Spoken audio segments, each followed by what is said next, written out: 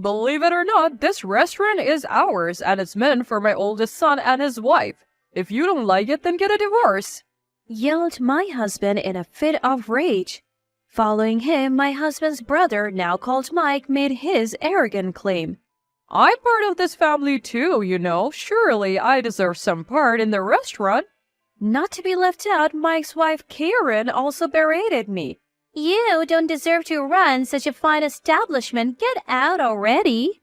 I felt a surge of anger within me. I couldn't care less about what happened to these people. I decided there and then to put them in their place once and for all. The first order of business to correct their misguided notions. I can't help but smirk at the thought of the look on their faces when they find out the truth. My name is Natalie Farrell. At 35, I'm running a sushi restaurant. I have many regular customers and thankfully the business is doing well. The shop was originally started by my grandparents. Both of my parents passed away from illness when I was young, so my grandparents became my guardians. As I helped out in the shop, I became interested in becoming a sushi chef and taking over the shop. After graduating from the culinary school, I started working in the restaurant immediately. I learned how to make sushi from my grandfather and how to serve customers from my grandmother.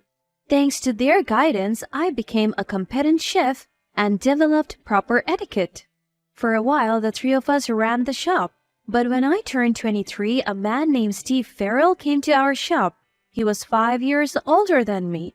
He used to be a sushi chef, but the shop he had been working at had closed down, so he was looking for a new job. My grandparents were considering retirement due to their old age. They had mentioned that they wanted one more employee, so we decided to hire him. His skills were undeniable, and he quickly became a valuable asset. I learned a lot from him, and we eventually grew close and got married when I was 25. My grandparents thought Steve was a reliable and honest man and they felt secure with him. Our married life went well, and after my grandparents retired, we continued to run the shop together, supporting each other. However, when I was 31, my grandmother passed away from an illness. The following year, my grandfather also passed away.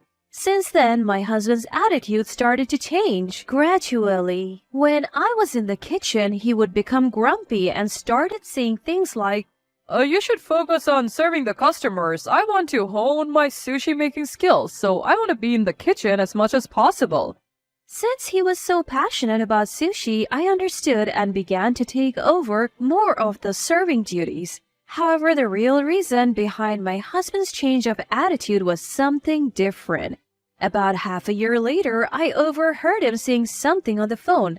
"Natalie is a woman, right? I don't like the fact that she's a sushi chef." I was very sad. I was shocked to learn that my loving husband thought this way about me. Sushi is a traditional dish and there is a strong tradition of male dominance in this field. Therefore, the number of female sushi chefs is low. However, this attitude is starting to change and there are more restaurants accepting female chefs. And I believe I am able to provide sushi that satisfies our customers. I wish he wouldn't dislike me just because I'm a woman. After hanging up the phone, my husband finally noticed my presence and hastily tried to gloss over his comments. "I was just stressed out and said it without thinking. I promise I won't say it again. Will you forgive me?" Seeing him seemingly regretful, I decided to forgive him. However, my husband started causing more problems. One day, I noticed that $3,000 had been withdrawn from our savings account. When I confronted him, he said, My brother Mike lost his job and I had to help him out. He's family after all. There's nothing we can do." Frankly, I didn't like it. The reason being, Mike is a problematic person. He initially aimed to be a chef, but quit early due to the rigorous training and has been job hopping ever since. Every time we met, he would ask for money, and he gave off a very irresponsible impression. His wife, Karen, also can't hold a job. Despite this, she always had an aggressive attitude towards me, saying things like, "You must be so tired from working all the time. I'm a housewife. So I enjoy my free life. I wondered if there was any need to support these people with hundreds of thousands of dollars. They're adults and they're healthy. I wish they could figure it out for themselves. Our restaurant was profitable, but our savings were steadily decreasing. At first, when I pointed out to him that he was giving too much, he seemed to reflect on his behavior and said, "Sorry." But later on he said, Natalie, you're the one managing our savings and household budget, right? You should just manage it better. and refused to listen to my advice. The situation with my husband was getting worse, and I was starting to worry seriously about our future savings. I briefly considered divorce, but eventually decided against it. Steve is an excellent craftsman, and without him, our restaurant would suffer. Besides, Steve has always been a responsible person. I clung to this thin hope that he would pull himself together someday. Later, I would realize how naive this thought was. Years have passed since my grandparents passed away, and we arrive at the present day. At this point, an event occurred that I could no longer tolerate. On our restaurant's day off, while I was doing the laundry at home, the doorbell rang. When I opened the door, there stood Mike and Karen. Hey, from today on, I can eat sushi every day now, right? Lucky me. Their words made no sense. As I was at a loss, Steve appeared and I demanded an explanation. Casually, he said, They will be living with us for a while from today on. I was even more confused. Upon further inquiry, I learned that Mike and Karen were in dire financial straits and couldn't even afford their apartment rent. Upon learning this, Steve had taken it upon himself to allow them to stay with us for a while. What's more, neither Mike nor Karen were working, so we were expected to cover their living expenses as well. I told Steve, "Don't make decisions like that without discussing with me first." But he shrugged it off, saying, They're our family, so it doesn't matter. and so their cohabitation began forcibly. Needless to say, my stress levels skyrocketed. Not only this, but Steve took Mike and Karen to our restaurant and allowed them to eat expensive sushi for free. They ate up sushi without a care in the world, chattering and making noise. Steve even announced in front of our other customers, I'll treat my brother and Karen. even our regular customers seemed to find this odd. One of our regulars, a man named Tucker, frowned and warned Steve. Steve, it's not right to let them eat for free just because they're your family. It will affect the restaurant's business, won't it? Steve pretended to reflect upon his words, saying, I'm sorry. Tucker is our regular customer, and we have been close since I was a child. He's like a beloved grandfather to me, and he's always there for me, saying, If you ever have a hard time, feel free to talk to me. However, despite Tucker's warning, Steve didn't stop giving preferential treatment to Mike and Karen. Steve never scolded Mike and always showed a soft smile towards Karen. Watching Steve like this, a suspicion began to form in my mind. I hope I was just misunderstanding, but my suspicion would later prove correct. When my stress was at its breaking point, a major incident occurred. One day off, Steve, Mike, and Karen told me they had important news. Actually, we have decided to hand over our restaurant to Mike and Karen. It's been Mike's dream to become a chef, and we thought it would be a good idea. I felt dizzy. Running a restaurant is tough. I couldn't believe that Mike and Karen could manage it, and I didn't want to give the restaurant that we inherited from our grandparents to people like them. I firmly told them. Then Steve, Mike, and Karen all became furious. Steve yelled at me loudly. That's my restaurant. What I do with it is my business. Whether you like it or not, the restaurant will belong to Mike and Karen. If you don't like it, get a divorce. Mike also arrogantly said, I'm part of the family too, right? Just give me the restaurant. Karen berated me, saying, "You're not worthy of that restaurant. Get out quickly." I was filled with intense anger. I no longer cared what happened to these people. I decided to retaliate against them once and for all. First, I decided to correct the three's misunderstanding. I chuckled to myself, wondering what their faces would look like once they learned the truth. I don't know what you guys are misunderstanding, but the restaurant is something I inherited from my grandparents.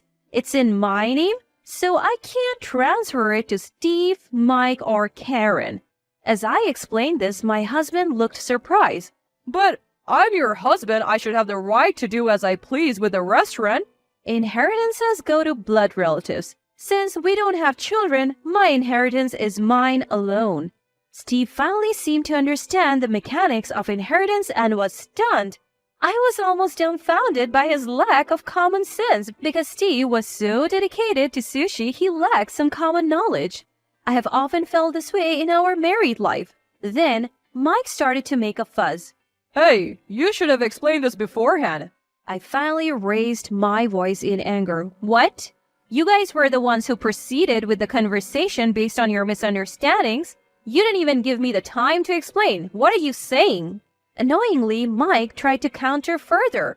But we don't care about whose name it's in. We can run the restaurant on our own. You're no longer needed, so get out. I really decided to leave if I stayed here any longer. I thought I might explode with anger. I packed only the essentials, said goodbye, and stormed out of the house. After leaving the house, I initially stayed in a cheap business hotel. There, I strategized about what to do next. I had no desire to make amends with Steve. I had finally realized that the kind Steve was nowhere to be found. I don't know if that was his true nature or if something had twisted his personality. But suddenly, I felt foolish for trusting such a horrible man. I wanted to punish him. I also wanted Mike and Karen to leave my house. I wondered how I could drive them out. After thinking about it, I made various calls and formally launched a revenge plan. I also went out for a bit, and after about a week, my preparations were complete. So I returned home. Seeing me, Steve and the couple looked triumphant. Steve smirked and looked at me. Hey, finally reflecting and came back, huh? But returning in just a week, you lack resolve. Hearing this, the couple laughed heartily. Suppressing my anger, I showed them several photos. They were stunned at that moment, but Steve and Karen's faces turned pale. Meanwhile, Mike asked in confusion, What are these photos? These are photos proving Steve and Karen's affair, I declared in a cold tone. The photos showed Steve and Karen walking arm in arm, appearing to enjoy themselves. The other photos also captured their intimate moments. Mike finally seemed to understand the situation and began to blush in anger. Hey, what is this? You have betrayed me with an affair? Mike's anger was fierce. However, Steve didn't apologize but instead doubled down. Shut up. It can't be helped. I fell in love. You were wandering around outside and I happened to go out with Karen. Karen also began making pitiful excuses. It's your fault for not working. Compared to that, Steve is a respectable artisan. It's clear who I would choose. Karen hasn't been working either, and Steve, who's having an affair, is not someone trustworthy at all. I was beyond angry and more disgusted. The three of them had started a low-level argument, and it seemed like it was spiraling out of control. Somehow, I managed to calm them down despite the frustration bubbling within me. Once he had calmed down a bit, my husband glared at me. How did you get these photos? You've been following us? No, I replied. I hired a detective to gather evidence of your affair. That's how I got these pictures. So that's why I had been visiting a detective agency. My husband ranted. Hiring a detective is coward. But the real coward was my adulterous husband. Well, it's unlikely he would understand that. Then Mike asked a question. How did you realize my brother was having an affair? You must have suspected something to hire a detective. I let out a chuckle. Of course, I could tell we are married after all. I noticed right away how excessively sweet he was acting around Karen. The smile he had for her was completely different from the one he showed me or our customers. My husband was speechless. He must have thought he wouldn't get caught. In his shock, he revealed too much in front of my grandparents. How he had acted as innocent as a cat, how he had married me for my shop, how he didn't really love me, and so on. I looked at him coldly. my heart aching. Despite loving you so much, I was betrayed by you. I have endured a lot of pain. Do you understand how much I have suffered? Can you imagine how much you have made me worry? At my harsh words, my husband finally fell silent. He looked remorseful, but I had no intention of forgiving him. Steve and Karen were silent too, probably feeling awkward. Finally, there was some quiet, and I continued, I will be claiming damages from both Karen and Steve. Be prepared. At these words, Karen erupted, Wait, I have no money. How can you claim damages from someone like me? I cut off Karen's words. All you have to do is work and earn money. You can pay in installments. It's inconceivable to hurt someone and not make amends. Karen, looking shocked, could only manage a weak, okay, and then fell silent again. I took out the divorce papers I had already filled out and made my husband fill in the necessary parts. All I have to do now is submit these to the office, and I can say goodbye to the bothersome man. The matter of the affair was now more or less settled. However, there was still something left to be done by the three of them. I asked them, You didn't just cause me trouble, did you? The three of them looked clueless. They really didn't seem to understand, so I reluctantly explained, You treated the customers of our shop poorly, right?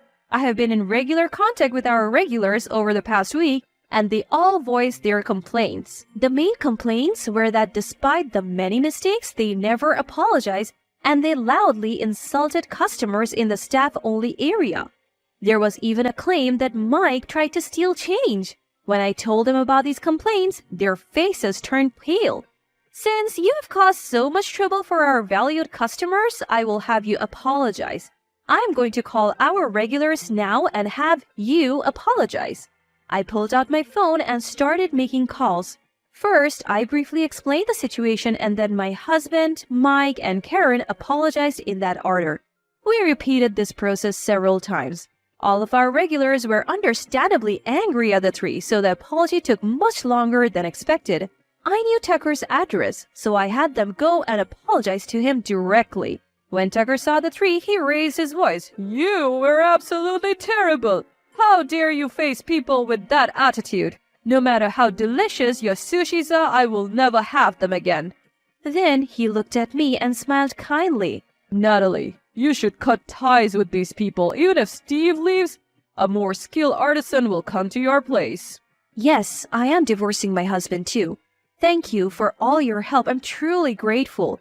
Before carrying out this plan, I had also sought advice from Tucker, which had proven immensely helpful. I thanked him deeply. After leaving Tucker's house, I made sure to let Mike, Steve, and Karen know that I had reported all their misdeeds, including their infidelity, to our regulars. You three might want to continue working as chefs, but I don't think our regulars will be visiting your restaurants. If they tell others, those people probably won't either, I said. Adding insult to injury, even if the three didn't run a restaurant, the mental damage of their embarrassment being known to so many people would be significant. I told them to pack their things and get out immediately, which they did. After they were kicked out, they seemed to get into a heated argument about what to do next. They were making such a commotion in the street that the police were called and they were taken away. They were trouble to the end. The three didn't end up with criminal records, but they did split up and started living separately. Mike and Karen got divorced too. I submitted the divorce papers to the government office and cleanly cut ties with my husband. Mike is still unemployed and living a poor life. I heard he's struggling daily to dodge debt collectors because of the substantial debt he owes. As I promised, I demanded alimony from my husband and Karen. Karen seems to have found a job for now. However, she was unemployed for a long time, so she can't suddenly become a high earner, and her salary seems to be quite low compared to her peers. My husband also managed to find a job and relocated to a remote state where he didn't know anyone. Yet rumors have a way of leaking out, and their past wrongdoings became known, leaving them with no place to hide.